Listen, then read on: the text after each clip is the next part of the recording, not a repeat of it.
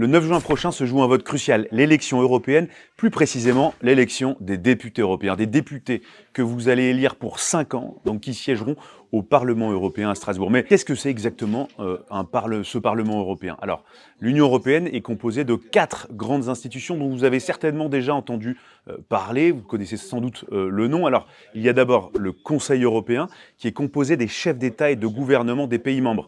Donc le Conseil européen définit les grandes orientations de l'Union européenne, en gros les grands axes politiques de l'Union européenne, les grandes orientations de l'Union européenne. Ensuite, deuxièmement, la Commission européenne qui est dirigée par une Allemande, Ursula von der Leyen, qui joue un rôle exécutif, c'est-à-dire la mise en œuvre des lois. C'est elle qui propose le budget européen, mais aussi les lois qui seront votées par 2 entités. Alors, le Conseil de l'Union européenne, qu'il ne faut pas confondre avec le Conseil européen dont on vient de parler. Alors, ce Conseil est composé des ministres des 27 pays membres de l'Union européenne qui se réunissent une centaine de fois par an autour de domaines techniques comme l'agriculture, les affaires étrangères, les affaires intérieures, la justice, l'économie. Et puis donc, pour terminer, il y a le Parlement européen, c'est ce dont on parle, vous allez devoir voter donc pour élire les 705 députés qui composent le Parlement européen.